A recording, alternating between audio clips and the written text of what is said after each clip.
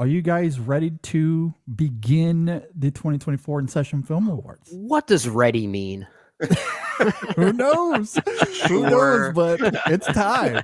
It's time we dive into it. As Brendan noted, we are going to kick things off with our individual special awards. As Brendan noted, these are anything separate from the official main categories that we're going to get into. Some of them will be pretty silly. Some of them, mostly mine, won't be.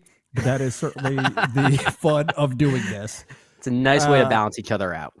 Exactly. We'll start with you, Dave. What do you have for your individual special awards?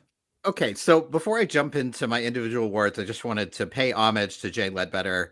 I watched Here today, and he should still retire because that is a terrible experience of a movie. So, Jay, we love you. I'm behind you 100%.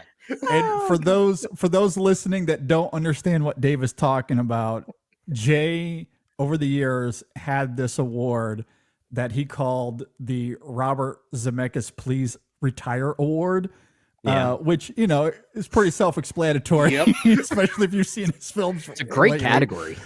Oh, it was a great category. Yeah. Yep. And he should. I'm saying he should. All right. So, as JD mentioned, you know, these awards can be a little silly. My goal ultimately is to make someone angry. I want to make someone so angry that they demand you take me off the show. That is the goal. So my first award is, and I just want to say I love this actor that I named it after, but the Keanu Reeves Exceeding Low Expectations Award. These are performances that maybe got a little bit too much publicity, or they were performances that like I wasn't really expecting much out of, and they kind of got just above it. Okay. Gotcha. So first, and I will say this one is because I generally don't like the presence of this actor, and that's Jason Schwartzman. But I was very entertained by him in Queer. Really, really fun performance. It shocked me. Actually, one of my favorite performances in that movie. He has a fun little cameo in The Last Showgirl. It does. Yeah. I almost included that too, but it's so quick that I was like, okay, it is brief. That's right. Also, I almost, as a joke, put in Pamela Anderson in this category, but I decided against it. The second nominee is James McAvoy in Speak No Evil, a movie that is very silly, very over the top, and he definitely kind of understands the assignment there. Okay, nothing to write home about, but he did his job. Tom Hardy in Venom: The Last Dance. Oh my gosh. A series of movies I am a sucker careful for. Here, Dave. He's nominated for me in Best Actor, so you got to be careful here. I don't best performance of the year and the best movie of the year. I mean, he is having a good time and doing exactly what you expect. He knows it. Yeah, he knows what he's in. Next is ScarJo and Channing Tatum in Fly Me to the Moon, a movie that I expected to be terrible and is perfectly charming. Nothing crazy, but just enough to kind of get you through that hour and a half to hour and 45 minutes. And the winner, and here is where I get people mad, the winner is Ariana Grande in Wicked. Oh boy. This is a performance. Okay. This is a performance that's good, but I feel like it's getting a lot of praise because people, especially in the musical theater world, thought she would be terrible. And she's not. She's perfectly fine and good. And I enjoyed the performance, but the idea of her being Oscar nominated is kind of funny to me. I think she is the lesser of the two roles in that, and not really a supporting role, but whatever. Not going to get into category fraud. That's a big thing this year. Yeah, you know, weird. I haven't heard a word about it. It's so strange. So that's the first award.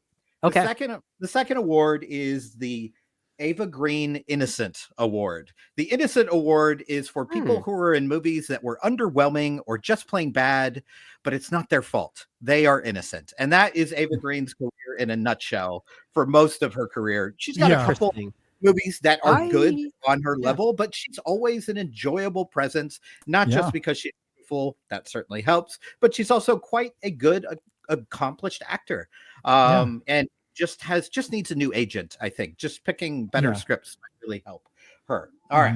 So The first nominee is none other than one of the greatest actors of our generations, Denzel Washington, in Gladiator 2. Gladiator 2, I think, is kind of a mess. And not Yeah. that any sequel is necessary, but for me, the fact that they tied it so close so many years later was just like, what are we doing? Sure, And Paul sure. Mescal, if I was doing a miscast award, Paul Mescal would win that. The idea of him being full of rage and unable to control, and then you just look at him and you're like, what a nice boy. He seems very sweet. It just doesn't work. Fair. But Denzel understands the kind of movie he's in. He is having a great time. He is constantly twirling his robes and Totally using Shakespeare. whatever accent he chooses in the moments, and just is having a great time. What is So- it with Ridley Scott movies and fake accents now, or Yeah, at least like historically inaccurate? I love it. I Yeah. love it so That's- much. He just doesn't care. Because I shut up, love nerd. that mode. That's what it Yes. comes down to. Yeah. It's like he does not care. It's like I've got Ben Um, Affleck and Matt Damon. Of course, they're going to speak in Boston accents in the last. Right. Yeah, exactly. Ancient Rome, it's fine. Whatever. Who Yeah. cares? The second nominee is Jesse Plemons in Kind of Kindness, a movie that I was not very impressed with because I felt like it was Yorgos going backwards, but with A-list actors. It felt like his older films, but just like, well, Emma Stone, you'll come see that, right? But Jesse Plemons is legitimately great in that movie, and I think if that movie is better received, he's getting a lot of Oscar buzz because he's truly tremendous there. Sure. The third nominee is a double nominee, Sebastian Stan and Jeremy Strong for The Apprentice. Not a good movie. Has basically nothing to say, which was kind of disappointing because a lot of times when we have a tour that is not from America talking about American things, sometimes we could get some really interesting insight that we're not aware of. That did not happen in this movie. But Sebastian Stan and Jeremy Strong are tremendous in both of their roles. I think they're wonderful. I just wish they were attached to a better movie, a more interesting movie. So that's really depressing. I just watched that recently and I was like, oh. The next one is Monica Barbaro and A Complete Unknown. A Complete Unknown I am not a fan of. I think it's essentially a bad jukebox musical. I think the voice is fine. Sure. I think the songs are fine, but it doesn't have anything interesting to say about Dylan. He remains a mystery. We get it. He's a complete unknown, blah, blah, blah. But Monica Barbaro playing Joan Baez is tremendous. Really good. Yeah. So good. She's really good. Voice of an angel. The performance is amazing. Really, really excellent. She had to learn to sing for this, if I'm not mistaken. Which is crazy. Amazing. Yeah, she had like a year to prep for it. Just like coming out of the box with that voice. Are you kidding? Like, why haven't you been singing before? What have you been doing? So yeah, that's a tremendous performance. And the winner is Aubrey Plaza for Megalopolis. Megalopolis, I wanted to love. I mean, I'm an Italian cinephile. It's Francis Ford Coppola using his wine money to make his magnum opus. And it didn't hit for me. I can understand the people that love it. There are big swings, and God bless people who take big swings, but it really didn't work for me. But Aubrey Plaza, I would watch another entire movie about that character. Oh my God. Yeah, you want to talk about, and she's taking big swings left and right, but they are connecting. Whereas everyone else, it's kind of like, it feels like they're hamstrung by the Francis Ford Coppola of it all. Like, well, this is what he wants. I guess we'll do the stop. Okay, whatever. Just Aubrey Plaza, though, faultless, blameless, wonderful. So that is the winner of the Ava Green. She's great in that. Innocent Award. Yeah. Good All stuff. right. Next up is the Michael Bay All Filler No Killer Award. These are movies that look amazing and have nothing to say, which is a little unfair to Michael Bay because he has a couple movies that really do have a lot to say. But if you take the average of his career, maybe not so much. They offset each other. Some say a lot, some say nothing at all, or negative. Yeah, right. Absolutely. Pain and Gain, Innocent. Pain and Gain's a movie five-star rocks. movie. That movie It's rocks. incredible. Pain and Gain's Incredible. awesome. I think honestly, that's the reason we don't have better Michael Bay movies. Is he made that amazing film, and everyone was like, "This sucks. We're not interested in this. Where's the robots? We're not interested in any of this." So you could say the same thing about The Rock. He gives a legit performance in that film. Honestly, could have been Oscar nominated, and then decided, you know what? I've had enough of that. I'm never acting again. Maybe maybe next year. Isn't that when his Safdie movie comes Yeah, out? the Sap. Maybe we're yeah. we're getting back. Could I be mean, his second performance ever. Yeah. We'll see. yes, absolutely. Be fair, he gave a performance in Be Cool, the Get Shorty sequel. There's a performance there. There's an interesting performance there, but Okay. not so much after that. All right. All right. So Michael Bay, all filler, no killer. So first we Yeah. have JD's favorite movie of the year, Alien Romulus. Just the best movie. He loves it. He has nothing to say Yeah. about it though. Just If you- masterpiece. Full on. Yeah, Just don't go absolutely. listen to our review. Just Yes. skip Oh, that. Yeah, Full we'll on talk. masterpiece. We'll talk about it a little bit later. I may have it for our own personal category coming up in just a little bit. It is a movie that looks good. It looks great. It looks great, does, yeah. It does a It's good amazing, yeah. job of using visuals from older films in the canon and kind of twisting it a little bit and making it interesting. I just wish they did that with the script, but they chose not to. So that one looks great. The next one is Twisters, a movie I enjoyed, but like honestly, since the week I watched it, I haven't thought about it for a moment. Yeah, Like it same. doesn't. I it just enjoyed it in doesn't- the moment. Yeah, about exactly. it. It's fun. It's Yeah. big. It's bold. There's a I lot of forgot I great saw it. special effects. I Yeah. kind of forgot it was this year until I started looking. I was like, oh That's yeah, a good that point. was- Feels like such a long time ago. That's a great does. point. Yeah. Yeah. It does. And then we have what we all thought would be a classic this year, Godzilla X Kong: The New Empire. A really fun That came visual out last feast. year? Oh my god. Yes, unbelievably. That just goes Really- to show how eventful the summer was this year. Right? There was a Yeah. lot going on. Yeah. It's really fun. It's stupid. Dan Stevens is having a great Yeah. time. I love Oh, Dan yeah. Stevens. Hell yeah, Just yeah. about everything. You get to see Godzilla and King Kong suplex each other without gravity, so that happens. Yeah. So it's a lot of fun There to you look go. at. There's a lot going on. It's not a good movie by any stretch of the imagination, but a good time. Yeah. A movie next is the one that I reviewed for InSession. The Lord of the Rings animated film that came out this year. Oh or the yeah. Rohirrim. Okay. Has very little to offer if you've seen or read Lord of the Rings because it's just rehashing old plot points with new characters. Yeah. But it looks Mhm. great. I mean, it looks beautiful. Sure. The Yeah. animation is Yeah. stunning. And you get to see Brian Cox in animation form punch someone to death. So, you Yeah. know, you got that going for you.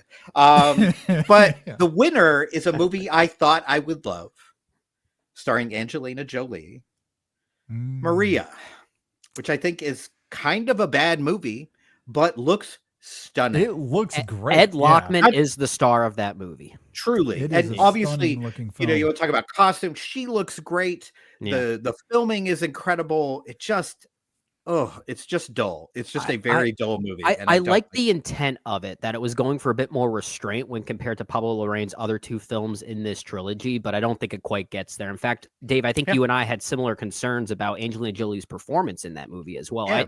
I did have a hard time seeing Maria Callas as This opposed is to the just Angelina problem. Jolie. Yeah. This is the problem with casting a movie star in a role like that, right? And in a role like that, like, let's be real, most Americans don't know who Maria Callas is. Mhm. She's not Princess Diana, you know, she's not Jackie O. We have a image in our head already, so we have a connection to it. I remember seeing Jackie in the theater, which I didn't love, by the way. I think it's a great single performance, so I don't love the movie. There was a woman next to me in her 60s, this Black woman in her 60s. She cried for 2 hours because she incredible. loved Jackie O, and she lived through that portion of history. And I was like, oh, you and I are having different experiences here. That's And I so don't think, interesting. unless you're a professional singer, I don't think you have that with Maria Callas. And I will say, my wife, who has been a professional singer, was not a fan of Angelina Jolie, and not the voice, because the voice is like melded with the actual Maria Callas, but what she's doing with her body doesn't match what an opera singer would do. So it's also not a good physical performance. So this is and probably, speaking of different experiences, I did have a very different experience from you guys. I you liked love it a her lot. in the film. My issue with that film, because I'm equally mixed on it, I do not love that it is a Wikipedia movie.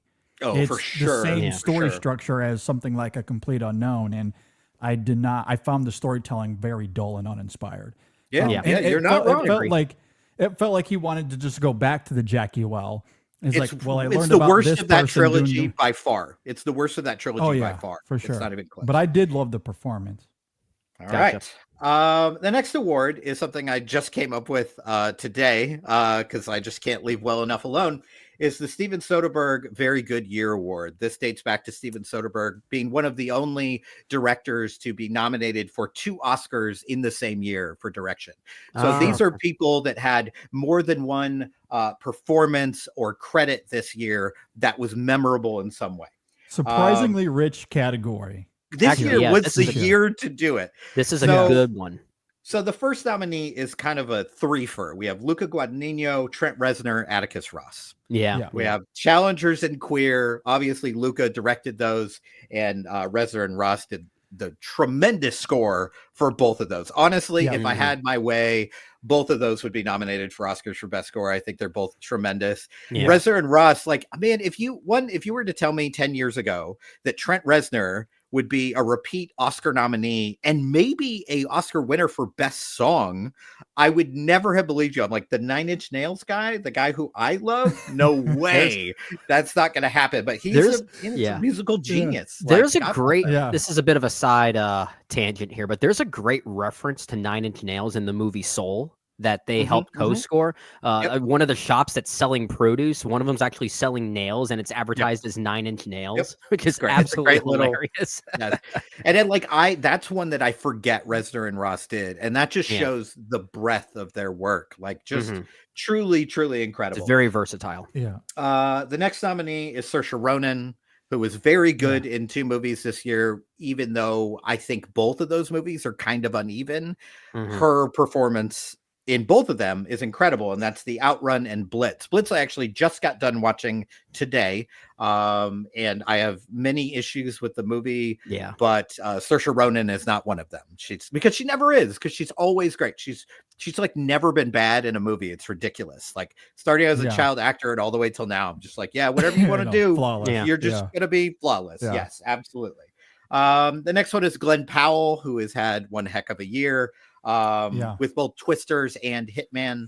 Hitman, like a weirdly underrated movie because it was like basically only streaming. I have to admit, I have not listened to your best scenes of the year episode yet, but if the scene with the cell phone in Hitman is not in there, I'm going to be deeply angry at both of you. It was a high honorable mention. We did talk about it. All right. We acknowledge it at least in passing. Like one of the sexiest, most romantic, most fun scenes. It's a great moment. Fantastic.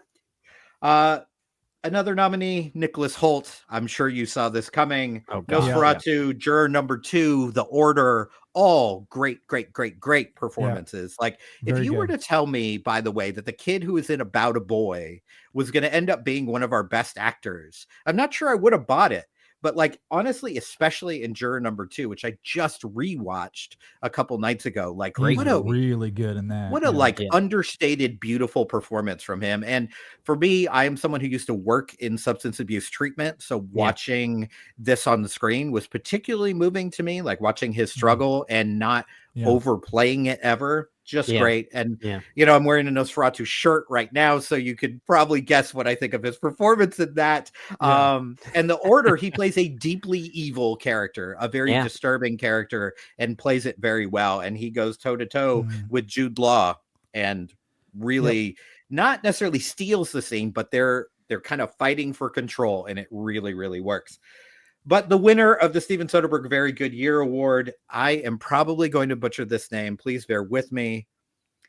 Sayumbu Muktipram, who is I've heard it pronounced a few ways like that. And again, if we have any Thai listeners, I apologize if I butchered that last name. I have nothing but respect for this man and his work. He was a cinematographer for Queer, Trap, and Challengers this year. What Crazy. A year. Even if you don't, I know Trap is something that some people love, some people hate, but the look of that film is so well shot. It's so well choreographed. That scene with all the cameras, all the lights, as Hartnett looks back, I was just like, oh my God. And obviously Queer and Challengers, I think, kind of speak for themselves as far as his talent. Oh yeah. Yes. Again, regardless of what you think of those movies, the look of all 3 of those movies, I mean, like, honestly, whichever one you want to give him the Oscar for, just pick one. I don't care, because like, you can literally just pick out of a hat. Yeah, absolutely.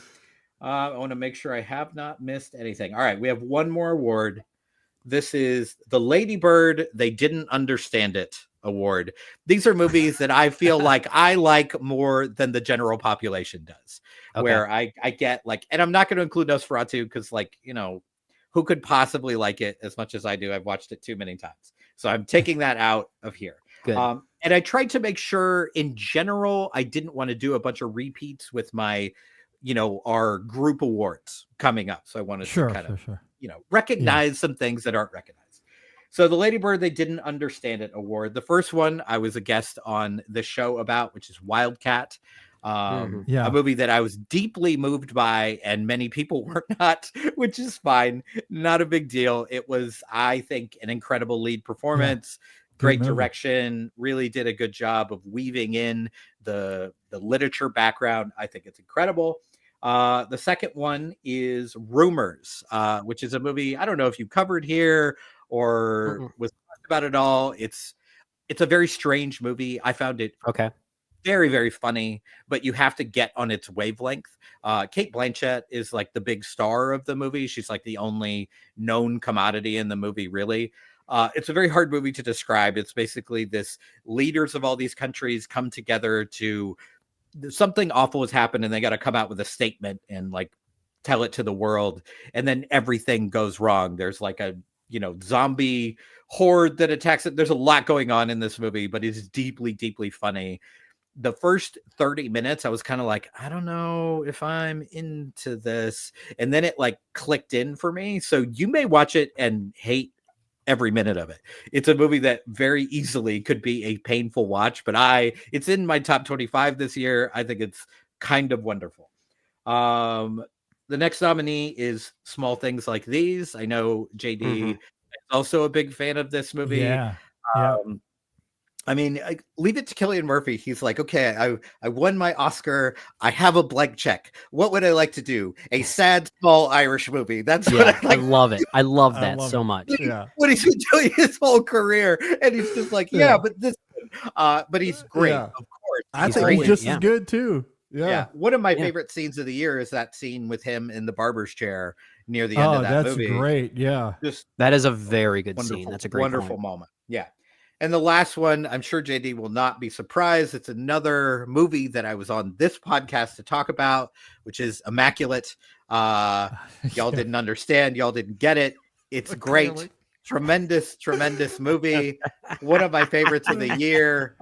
Sydney Sweeney proved herself this year. I did not know. It was like one of those, I was not familiar with your game. I had no idea you had this kind of performance waiting. And, you know, that's on me. I hadn't seen a lot of her work before this. I hadn't watched Euphoria, and you know that I don't think Euphoria it's giving us great actors, great successful actors, but I don't know that it's like, oh my God, what amazing work is happening here. I think it's very it's got a lot going on, right? There's a lot of yelling, there's a lot of freakouts, there's a lot happening.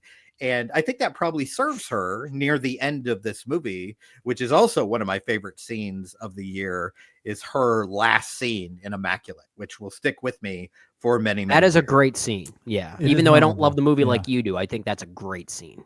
Yeah. Remember, this is the person that doesn't like Brooklyn. I just want people to remember. I have thoughts on Brooklyn later on in this conversation, which you might be shocked about.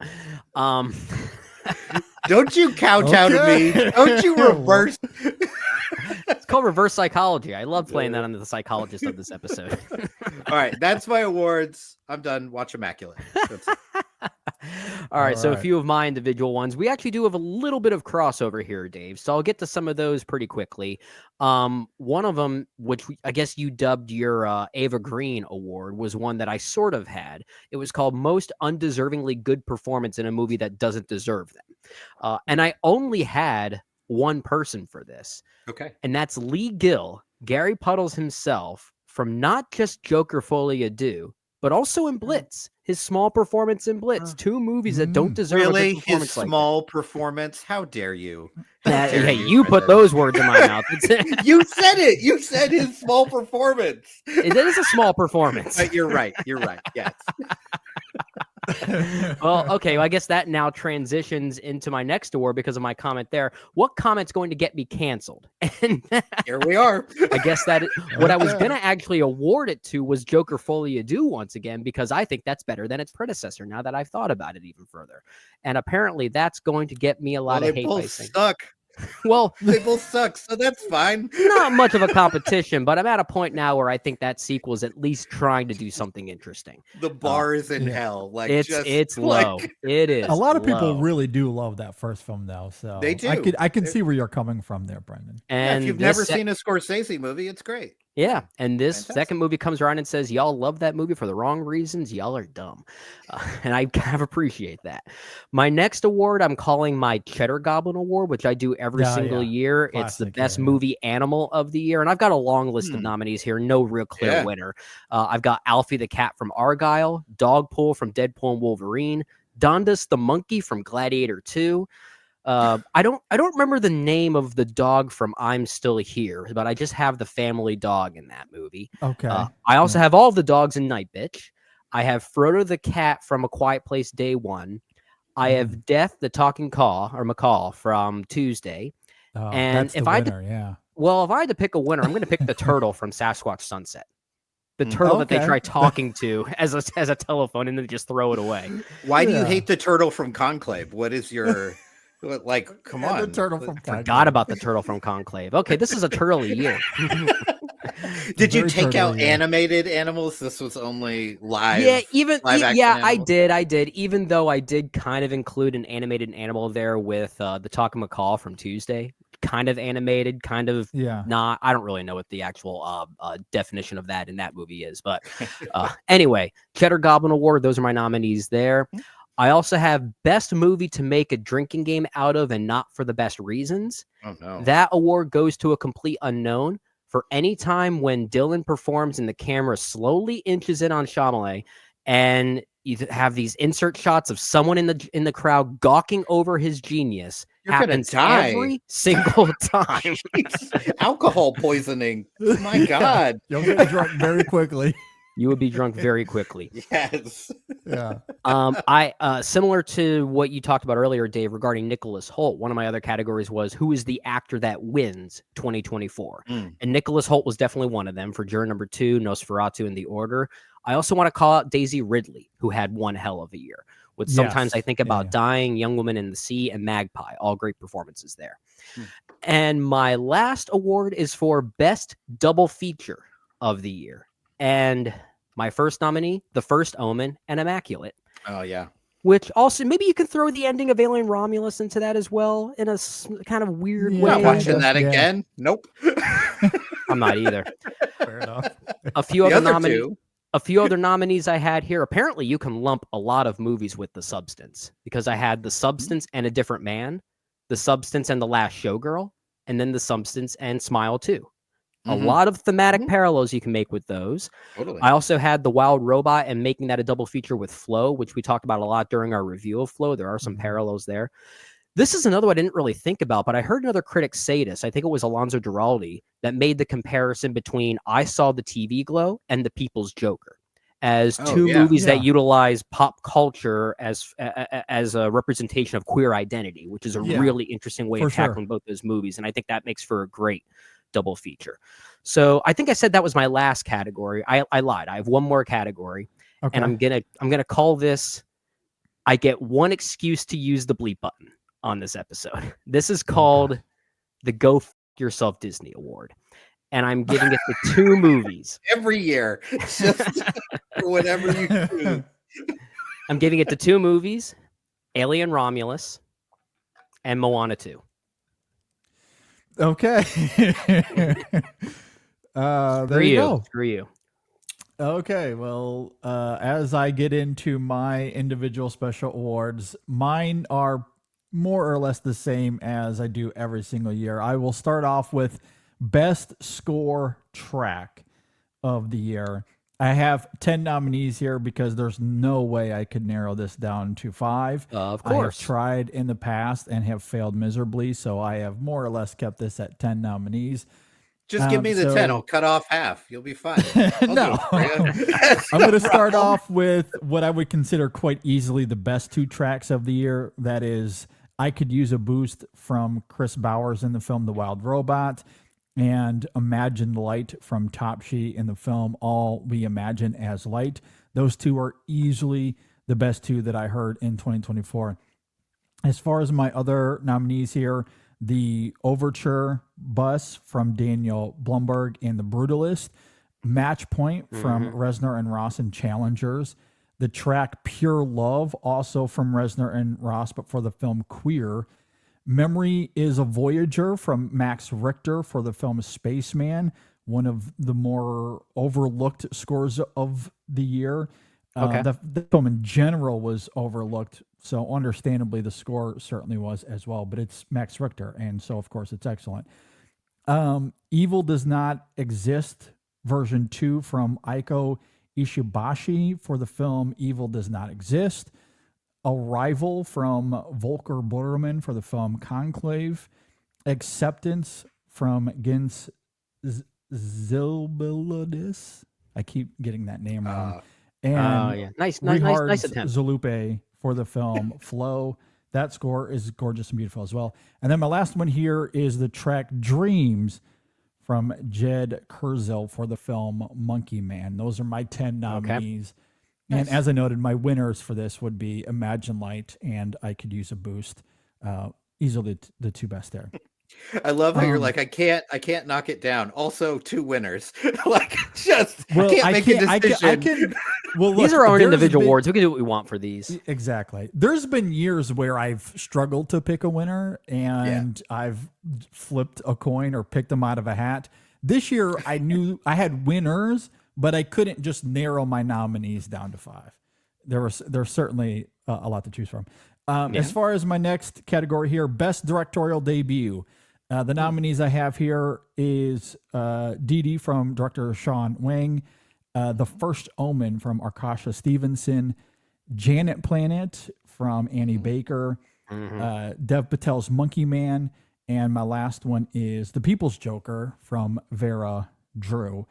I'm going to leave that one kind of open-ended at the moment because the winner for it will become clear as we get further into this and into the into no spoilers. No spoilers. So those are my 5 for directorial debut. Certainly some other ones as well, though. There were some really great directorial debuts in 2024. My next category here is Best Overlooked Performance. And there are a few others that certainly qualify for this. However, if they landed in the main acting categories for me, I did not consider them for this list. So Best Overlooked Performance. I have 6 nominees here. Maya Hawke for the film Wildcat. I knew Dave would like that one.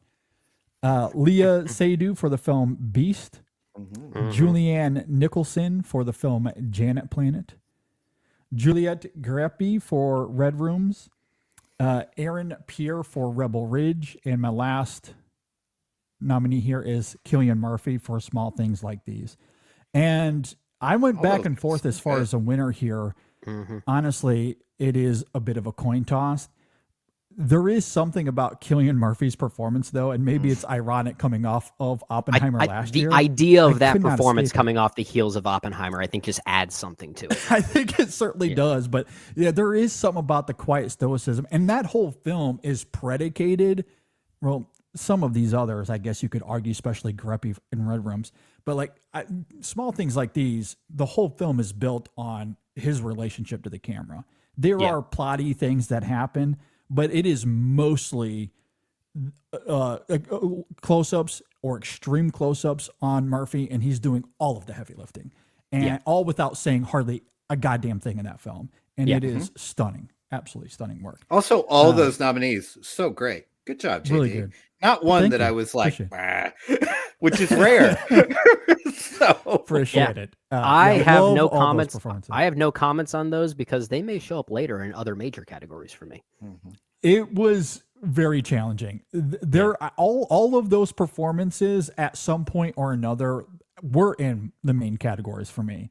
Yeah. I think that's partially why I love doing this category, is because it gives me space to bring them up and recognize them in some sort of way. And also, like we do with overlooked movies, that's going to be an official category that we'll do here in a moment. These are performances that, especially this time of year, as award season is in full bloom, these performances are not being talked about like at all. There are a lot that you can throw into that, especially with the actress categories. Another stacked year for Best Actress in particular. Once again, not surprising. Lily Gladstone from Fancy Dance is one that just came to mind. I think might even be her best performance of her career yet. I love that performance in that movie. Yeah, she's really, really great in that film too. All right, the next category that I have here, this is very similar to Dave's Lady Bird Award. I simply dubbed this "These Movies Are Actually Good" award. Is how I. All right, let's see. Let's see. A few of these are, at least given some of the discourse, I think it's going to rub some people the wrong way. Some of them I think are just I like it. Some of them I think are just bored out of less discourse, and they just got middling reviews. So one of them was already brought up. And it is The Outrun, the Saoirse Ronan film. The Outrun, I think, is actually quite good. I really like that film a lot. Good movie. And I love its experimentation. I believe this was brought up earlier in the conversation as well, Megalopolis. It is very messy, I will admit, but I really dug it. I love, again, it's taking big swings. Maybe that is the theme now that I'm looking at some of these lists. Oh, sure, yeah. So far. Megalopolis. I really like that one a lot. Wildcat, another film that takes some swings. I really like that film. I think it's very good. Dave and I had a really great conversation on it back at the end of August or something to that degree. Somewhere around 100 years ago. Yeah, that's when we discussed So Wildcat is the next one on here. The next nominee for me is one that came out and just kind of simply disappeared. I thought it was really good though. And I think it's the best of them so far. A Quiet Place Day One, I loved. I think it has one of the more underrated scores of the year as well. Lupita Nyong'o, I certainly could have put in for overlooked performance as well. I think she had a really great year. You could also have her in Dave's category as far as dual performances, because I think she gives one of the better vocal performances of the decade so far in an animated film, in The Wild Robot. JD and his cartoons, he just can't stop himself. Love myself a good animated movie. But she's really, really good in A Quiet Place Day One. I only mentioned it in passing last week as an honorable mention, but I do think that bar scene near the end is one of the best scenes of the year. It's good. That saves the movie for me in a lot of ways. I love that final scene. Yeah. So I really love that film. Again, this is another one that got okay reviews, but I feel like when you enter in the discourse, it's much more mixed, and certainly hasn't been a part of the awards conversation at all. My next nominee is Saturday Night, another one that I really, really enjoyed as well. Perhaps it's because I saw that on Saturday night, as Saturday Night was literally live on the air. Maybe that had something to do with it, and the meta universe kind of came together for me to enjoy that experience. I'm not exactly sure. But I very much did appreciate that more than a lot of other people do. And then my last one here, like Dave. Yeah, I'm very glad that you had that experience. That's the nicest thing I could say about Saturday. Okay, I'll back you up. I'm happy that you're happy. I'll back you up, Katie. I had fun during it. I liked it. And then my last nominee on here, and this is the one that will probably rub some people the wrong way. Beetlejuice might be better than the first film. Just throwing that out there. Maybe not, but maybe. And just throwing that out there. It's a totally harmless fine movie. I'll defend it. I think it's good. Not interested in that defense. Perfectly fine. I agree. Yeah, no, so those are movies that I will defend. I do really like them. I'm not saying they're one of the best films of the year, but I do really like them. You heard it here. Top 10, Beetlejuice. Yeah, that's fine. I'll put Beetlejuice at 10, Megalopolis at 4, Quiet Place Day One number 1. Yeah, there you go. I mean, Beetlejuice. I mean, that is still probably Tim Burton's best film in over a decade. Well, Again, the bar is in hell. We're just the bar was literally it was in hell in that film. Yeah. I was just glad Tim Burton found a way to finally have black people in his movie. So that's good. Of course, he had to do it with Soul Train in the background, but he managed. So. Yeah. Okay. Maybe not the best scene, but again, it's not a perfect movie.